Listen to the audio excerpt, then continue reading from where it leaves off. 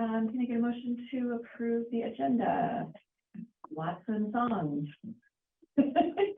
All in favor? Aye. All opposed? Nay. None. Approval of the minutes. Watson. All those in favor? Aye. All opposed? Minutes are approved. What do we have here? Let's see. I guess we're going to start with you, Mr. Fournier. Thank you very much. We'll just briefly talk about our legislative update. It's been recessed, as you all know. I think that our understanding of the fall term is about to come into focus with Governor Whitmer's fall address that will happen in 2 days, where she will be outlining her fall priorities. There's been a lot of chatter about what will be included in that address, but today the governor's office confirmed that they'll be asking the legislature to codify a bunch of provisions of Obamacare and state law. I believe also that they're signaling that they're going to ask the legislature to pass paid parental leave. And they've had there's been a lot of chatter, I presume, coming from probably permissive leaks from the governor's office about solar energy permitting and things like that. So, Andrea, do you have anything else to add about your awareness of what the governor's agenda may be for the fall? Yeah, just a couple things in addition to add to that. Reproductive health care expected, economic development, and R&D tax credit is something she specifically mentioned. And then there'll be, some additional things around MyLeap, the new education department that's with that lifelong learning, early education through higher education. So just a few more on that front. So we're still hopeful that, let me back up by saying, on the one hand, a lot of these things are at least in their vision and intent in line with the values, I think, of the city of Ann Arbor, if not explicitly outlined in our policy agenda. But we're still hopeful that we'll be able to find space on the calendar for things like polluter pays or community solar. We continue to have a lot of conversations around community solar. Every person we ask has a different prediction about whether it will be included in the fall push from leadership or not. But those are two pieces of legislation that we will continue on. When you mentioned solar permitting, can you tell us more what you mean by that? So, Andrea, actually, I don't want to speak out of turn. Does that have to do with licensing required for solar installations? Well, I'd say I won't go that specific. I think you're going to hear the governor talking about her priorities on clean energy and with the climate, and going to, bills have been introduced in the House and the Senate to go carbon free by 2035. And I don't know if she'll talk about specifics in there, but obviously it's part of her climate agenda in moving to clean energy, so more renewables and greater energy efficiency. There was sorry, Andrea, go ahead. I was just going to say, on the Senate side, they've introduced a few more bills, including some that touch on siting. It's just not clear what, the end of the day, what that package all looks like and how much moves kind of in what might be a first round this fall and what might follow later. And so I think still decisions made on all of that, but definitely a push to implement those policies that align with her climate agenda. There was an article in the news today also speculating as to whether there will be a state preemption for local permitting and land use control of solar facilities, large scale solar facilities. And so I don't want to make any predictions about whether that's going to be in the governor's address or not, but I think permitting is very much in the conversation. I saw that was the township have been pushing back, right? Yeah. Okay. Yeah, they don't want the preemption for obvious reasons. I think generally speaking, we don't like preemption either, but we're not going to meet our carbon neutrality goals unless we start getting some large scale solar facilities up and running in some inconvenient places. So. Well, I'll be there on Wednesday. Great. Yeah, so I was invited invited. I think I was one of the co-chairs for the Reproductive Freedom Ballot Initiative, so a bunch of folks who worked in that will be there on Wednesday. So if there's, besides, I don't know, wearing matching blazers, is there anything they can do to support the governor? And will you let me know? Sure. We can talk about that and follow up after the meeting. Okay, great, thank you. There's one item of federal legislation. There's legislation related to PFAS regulation that was introduced by Congressman Kildee. The feedback that we received on that was that they're hopeful but not super optimistic that that'll work its way out of the House. And so it's, I can't remember the member of council emailed me. I think it may have been you, but we're, it's something we followed up on, spoken with Kildee's staff. We'll be as supportive as we can, but we think that that's probably more of a values legislation than actual has a chance of getting out of the committee. So, but it certainly aligns with our values, so we'll be there. Right. Very good. Okay, The update. all right. Funding request strategy. Sure. So we got some not great news on the federal level. We had been hopeful, Senator Peters is now on the Senate Appropriations Committee. He supported all 4 of our federal funding requests in committee. We were hopeful that that meant that they would be included in the final bill, but none of them made it into the final Senate budget bill. So I think there's some, we'll do some legwork to unpack exactly why, but that was unwelcome news. Congresswoman Dingell, though, continues to be very effective for us, and she has a request in the House bill to fund our earmark request for pedestrian safety upgrades. The GOP leadership in the House did a fun little thing where they fully funded the Republican requests and only partially funded all of the Democratic requests.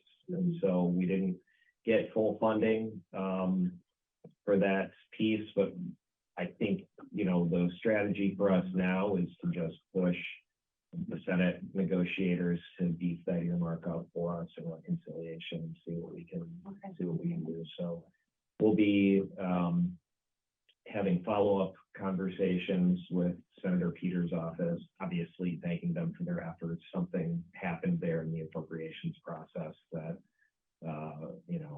we'll have to follow up on, but that's where we're at. So, Okay. No initial ideas of what happened. I have no idea. Okay. No idea. We're going to have to spend some time unpacking it. Okay. So Peters was only able to get 16 earmark requests, which is really notable for a member of the Appropriations Committee. You normally expect that number to be a little higher, but it was also his first year on the committee. Seniority certainly matters in these settings. Anticipating a tough budget negotiation between the House and the Senate, there's all kinds of factors I could speculate on, but we will be speaking with his staff to figure out what exactly happened there. Okay, 16, how many were in Washington County, I do not know that. I do not. Yeah, I need that. Yeah. Okay, all right. On to our legislative event. Sure. So we are holding a legislative breakfast with our delegation. That'll be on the morning of September 11th. If you want to mark your calendars, the mayor will be there, and we'll be meeting with our delegation to kind of have a back and forth with them about fall strategy and funding requests and things like that. So I will make sure to provide those location and specific time details to you after the meeting. Okay. And my apologies, I will not be able to make it. I'm going to be moving my son to school out east that weekend, and I can't make it back in time due to flight schedule. So We'll pour one out in your honor. yeah, Yep, poured a cup of coffee in my honor. Thank That's you. right, you bet. Okay. I think some of us will be able to, yeah, I think Yeah. I'll be Great. the breakfast, right? Yep. Okay. But if I have any thoughts, then I'll connect with you beforehand. Certainly. Okay. Do we withhold bagels if we don't get? Yeah, pretty much. Yeah, Yeah. there's one pastry for each legislative commitment. I mean, I think we need a strategy going into that. All right, driving equity ordinance, Councilmember Harrison. Yeah, hi, can you hear me? Can you hear me? Andrea, the Councilmember Harrison wants to discuss with you our driving equity ordinance. So it's a driving equality ordinance, and, I can have that with me, pulled up before so yeah, I just, we passed this unanimously, I think, in July, early July. It really essentially is, it's an ordinance that, basically, it's to stop, secondary traffic stops.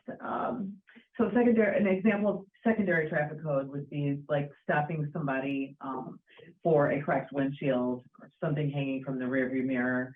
That's just 2 of the 10 that we have, on our ordinance. When those stops are made, they are often used, as a pretext to do something else, to look for the contraband or find the gun. So it harms communities of color is what it historically has done. And so, yeah, this is just something that I would love to see done on the state level. We know that these laws are antiquated laws, and we know how these stops are used. So, doing something here at the city is, was really just a start in my mind. I'm hoping that, I do know that other jurisdictions, other municipalities are looking into doing similar or the same. And, that on some level, I guess if other jurisdictions pick this up, could be one way of putting some pressure on the state. But if you're able to, take this to folks and, I personally, I don't know if others, I think others here agree that, yeah, there's something that I would love to see, but I think we all would love to see done at the state level, right? Yeah, we know that the police can stop. There's hundreds of reasons that the police can stop you. These are largely non-safety related reasons for stops. It is the cracked windshield, the item hanging from the rearview mirror. It's the light that illuminates the license plate. It is the location of a temporary license plate. I have 4 of them. There is tinted windows, and we know in the state of Michigan that you can have a disability and have a medical reason to have tinted windows. There's loud exhaust, which is an equity issue. We know that, especially our essential workers that are traveling to the city of Ann Arbor to work in the kitchen, but they can't afford to live here. If their muffler, if they need to replace their muffler and need some work on the car that's causing their car to be loud, we know that they're going to spend money to feed their family before they're going to have that muffler fixed. So, I think that's 5 or 6. I don't have them all memorized. Yeah. We need 5 or 6 cities, 5 in our. Yeah, so, that's, yes, go ahead. Were you gonna say? No, I was just gonna provide, I don't know if you had on that, but was just gonna provide a little comment and feedback unless you had more to share. Please, no, yes, please. One, I think it'd be helpful, you mentioned other communities that are considering and would be really helpful to know. I think there's tremendous value in coming together collectively to really call for policy changes at the state level. So I think just knowing who those are, and doesn't have to be now, but just follow up, with some of those, just to be aware and maybe begin some of those conversations with communities that are, kind of share this as a priority. I will say, the timing is, great too, because, I don't know if everyone's aware, but the governor has added someone to her policy team that specifically works on local government and public safety issues. And it's the first time there's been someone kind of that directly targeted. And of course, a lot of policy issues are going to overlap, but this, I think, very much kind of falls in his lane. And that's Aaron Sepulveda. I don't know if folks have had a chance to meet him. Honestly, just before this call, I was in a meeting with him. But real excited, real sharp young man. I say young, he's not young, that's more a reflection of my age, but just really I've appreciated my initial conversations. And I think, again, once kind of putting some information together and kind of collecting that, bringing that to him and having a discussion about that as a policy, clearly a lot of value if that's something that you can have the support of the governor and the administration behind as we kind of move forward in a legislative process. But yeah, happy to talk more about that and what kind of strategy would be most effective. That sounds amazing. And what, in terms of the other jurisdictions, I mean, it's funny because I hear really constituents and residents that are like, oh, well, this mayor was supposed to call you and find out how you did it. And, oh, Pontiac wants to know. I know Ypsilanti, and I don't know, I assume she would be reaching out. I just hearing a lot of talk about different cities. That Travis is not here, but he mentioned something about Saginaw. It's still early,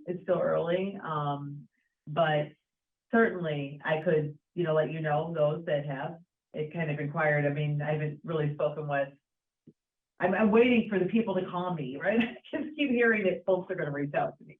I don't know, have you guys had anybody? Oh, I saw Stephanie Chang last week, and she said she's getting ready to do more legislative work around police. Okay. So maybe there's a way to coordinate with Senator Chang. And I've met with her, yeah. And he testified when he first had like a package of this 2 years ago. A couple years ago. Yeah. And she knew that I was, kind of in that. Senator Chang, I met with her several months ago, prior to us passing this. So she's aware. I mean, we circle back with her, certainly. Also, the Lansing prosecutor's office, right, but they did it obviously as through the prosecutor, not through the ordinance, but I assume that might mean that there's some support and knowledge in the Lansing prosecutor's office. And yes, Lansing did it by policy, right, not through ordinance, but right. So, City or county? the city, the city, Okay, great. So does that look like, I guess, maybe circling back and having a follow-up conversation with, should I maybe follow back up with you? And we can have, speak about it more one-on-one, or how? Let me coordinate a You wanna call. coordinate? Yeah, and we'll get something together. Okay, that'd be great. Thank you. Thank you. Thank you. Perfect, thank you. Okay, non-motorized safe crossings on the Amtrak Michigan Line. Yeah. Something that I asked that we take a look at. Do you have any initial thoughts on it? Yeah, so MDOT did some public hearings on August 7th and 8th on this issue. As you and Councilmember Ackman pointed out, our Transportation Commission is on the record advocating for safer pedestrian crossings at railroad lines. And so we've discussed this with our transportation team. We can submit a letter to MDOT expressing the city's formal opinion on this and kind of continue our engagement with them. We have pretty good relationships with the MDOT rail office. So, since they're in a public gathering phase, it seems like public engagement is the most appropriate thing at this point. Okay. Okay. All right, sounds good. Any other thoughts on that further? Okay. Good. Unfinished business? Nope. That's it. Yeah, right. Anything, last bits of information things, it was asked whether there were other earmarks, federal earmarks in Washtenaw County. There is, the U of M did get one earmark for a health facility on campus. I'm not sure exactly what the details are there. And Saline got an earmark for the replacement of their water treatment plant. But otherwise, there are other projects in Washington. Okay. All right, Great. we now come to public comment. We got one person on the line who appears not to be part of the meeting anyway. Can they just raise their hand? Raise their hand. Is it star Star 9? Okay. So if you'd like to make a comment, please press star 9. Surely there must be comments.